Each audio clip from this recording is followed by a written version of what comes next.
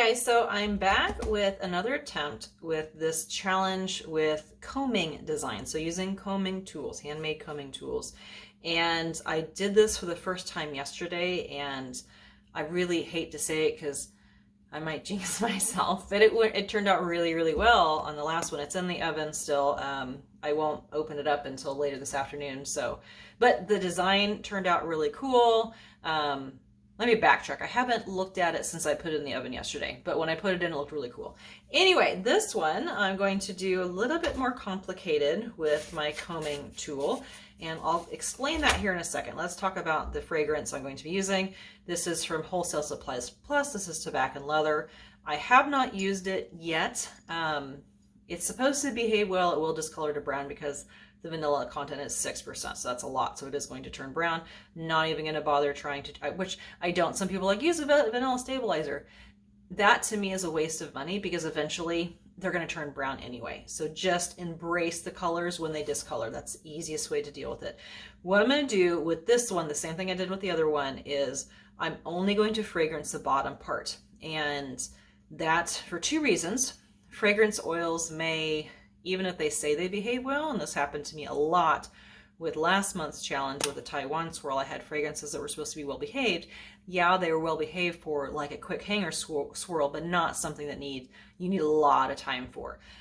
So anyway, even if there is some, even if it's well behaved, if there's some acceleration, I don't want that. So I'm only going to put this in the bottom two-thirds of the batch. And like I said, this has a 6% vanilla, so it will turn brown. Just going to let it go. It does have a little bit lower safe usage rate than I would like, which is going to be fine for what I'm doing because I'm only going to be fragrancing that bottom half for that whole batch. Anyway, so the fragrance itself on the notes, to me it smells a little sweet, but the reviews say it really mellows out and it's a really great scent. So I'll be interested to see what it will be once I actually make the soap. The colors I'll be doing, I'm going to do, the bottom's going to be that brown eventually. I'm going to do 5 different colors. I have my condiment bottles. They're all labeled with the number. So when I'm going to put the color in, I have my little toppers here. Now the liner I'm using, I had somebody comment on a previous video. It's like, those look like XYZ. And like, yeah, they totally do. So they look like that. But these are actually baby bottle liners. And you just put it in, fold over the top, and then there you go. And then you take it out, it's all clean because these are so hard to clean. So what I used was the Playtex baby bottle drop-ins. And I'd gotten these first, and then somebody said, let me find it real quick. Those plastic air pockets or tubes, whatever you get in packing, shipments, just snip the top off and then put it in the side of the bag and then roll them out because you probably get these anytime you order something. So this is something you can use as well. And I've been saving good sizes to use for future. So anyway, I've got my 5 colors. I'm going to be doing, I've got pewter silver from Brambleberry, and that should be, let me grab this soap. This was last month. So it should be kind of that color right in there. And then I have super pearly white from Brambleberry again. Now the thing with this one, you're supposed to mix it to a slurry to avoid speckling. However, because I'm not going to be cutting down like a loaf of soap where you often get these speckles from those white colorants or those white micas, this is going to be just on the top, so not a big deal. I'm not going to deal with that. I have a potent purple mica from Nurture. And this one, it's a beautiful, let me show you here. It's a beautiful purple.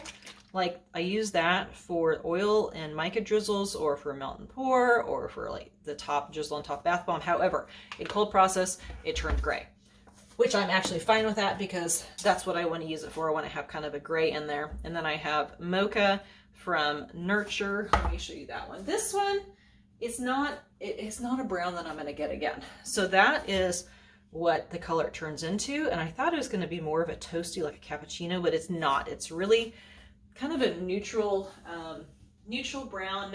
It's not a toasty brown. I guess it's a cool tone brown. Hopefully you could hear me.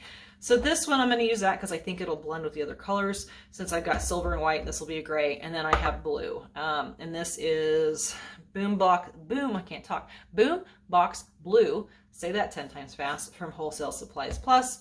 And then lastly, I'm going to do on top, this is King's Gold from Brambleberry. It does turn kind of a flat yellow, but it's really pretty. Again, kind of like this one. It's really pretty as an oil drizzle. So once I get these colors all put on, then I will just put a couple lines of this golden. I think that'll be really pretty. I'll probably play it by ear. Okay, the combing part. Slide this out of the way so you can see the whole thing. I'm going to do 2 batches of these, so these are 12 bars each, 24 soaps, and I have my little arrow here because this one compared to the one I did yesterday, I've got a lot more directions. So when I pour my soap, I have to have my lines going a certain way depending on how I'm going to comb it out. So I want my lines to be poured this way. So I'm going to squirt those all on that way. Now I've got 2 tools. The first one is this one, and I've got my lines drawn out, so that's going to line up here. So I'll pour it on, I'll turn it, I'm going to pull it one way, and then I'll turn it around to pull it the other way and get in between each of those grooves. Once I do this both times that way, then I will take this one and then I'm going to pull it down this way. Hopefully it'll work out okay, and that should be it. The nice thing about this, since I'm going to do 2 loaves, is I may, like I'll for sure do this one on both of them, and then I'll do this on one of them if I decide I don't want on the other one, or if it doesn't do like what I want it to, then I won't do it on the second one. But I think it'll be really cool. I'm going to pour it. I have my oils cooled down, my lye's all ready to go. I'm going to divide the batter in thirds. That's what I did yesterday. It was great. So I'm going to pour 1/3 of the total recipe in here, 1/3 of the total recipe in the other one, and then that final third will be split between the 2, and I will divide it out and put it into each one of these, and then squirt on the bottle, squirt on the colors from there. Now, yesterday I did the same thing, and I had a little bit of plain batter left over. I just poured that on the bottom and before that part, and it was totally fine. So anyway, I'm going to get my micas mixed together with some sweet almond oil and get suited up, and we'll be ready to go.